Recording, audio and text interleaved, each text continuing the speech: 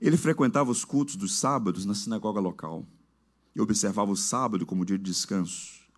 Cumpria as leis judaicas de restrição alimentares, dava generosamente contribuições materiais para aliviar as necessidades dos pobres e orava diariamente em determinados horários. Ou seja, Cornélio era um homem diferenciado no seu tempo, disposto a obedecer a Deus, sedento de ouvir a palavra de Deus, interesse em levar outras pessoas ao conhecimento de Deus. Tanto é que o verso 24, quando Pedro chega na casa dele, o texto diz que ele havia reunido parentes e amigos íntimos. Isso é interessante. Quando você é fascinado pelo Evangelho, quando você de fato quer conhecer a Deus, você não quer apenas para si, você quer também para aqueles que você ama. E ele então reúne os parentes e os amigos. Olha, eu tive uma visão, encaminhei soldado e domésticos, nós estamos aguardando Pedro. O que ele tem para dizer para mim da parte de Deus será útil para vocês também, ou seja, é alguém interessante. Pois bem, mas qual o ponto aqui? Repito, ele seria membro de qualquer igreja hoje, mas esse homem não era salvo. E esse é o coração dessa reflexão. Eu quero que você pare e reflita sobre o que eu vou falar nesse exato momento. Temente a Deus, piedoso, orava diariamente, frequentava a sinagoga, era generoso, queria conhecer e fazer a vontade de Deus, mas ele não era salvo. A conversão de Cornélio é um machado na raiz da justiça própria. É um machado na raiz da religião meritória, que infesta as igrejas há 21 séculos. Não é uma vacina de dose única. Todo dia e o dia todo você precisa beber do Evangelho. E o Evangelho tem uma mensagem para você, clara e inequívoca. Nós não somos salvos pelo que fazemos. Somos salvos pelo que Cristo fez definitivamente na cruz do Calvário. Porque o ponto é, se com todos esses predicados, que com todas essas boas obras, ele já fosse salvo, qual a necessidade de Pedro ir ao encontro dele para falar do Evangelho? E a nossa sociedade está cheia de gente assim. Nunca matei, nunca roubei, não pulo, não fumo, não bebo.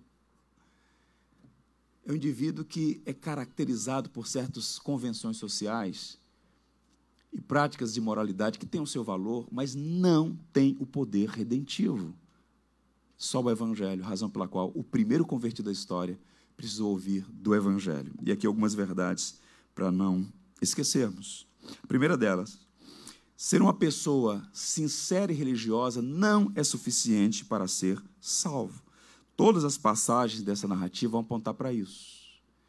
O John Stott, que eu cito com frequência, um grande mestre da igreja, no comentário do livro de Gálatas, ele dizia que fundamentalmente só há no mundo duas religiões, com diferenças secundárias, mas essencialmente duas: a religião da graça e a religião do mérito. A religião do mérito são os homens buscando pelos seus próprios meios emendar-se, daí vem religar e unir-se com a divindade, com Deus, não importa o nome que se dê. O Evangelho é o inverso disso.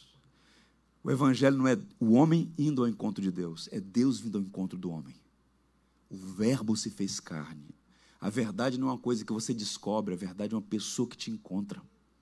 E naquela cidade, capital administrativa do Império Romano, o primeiro convertido é alguém que foi alcançado, e as iniciativas todas foram por obra da providência. Outro comentarista diz assim: se suas sinceras convicções pagãs fossem suficientes para a sua salvação, por que procuraria uma sinagoga? Se a sinagoga fosse suficiente, por que Pedro estava ali em sua casa? O judaísmo não era suficiente. O paganismo romano não era suficiente. Ele precisava do Evangelho. Thomas Watson, um puritano inglês do século XVII, disse assim: moralidade é nada mais do que a natureza refinada.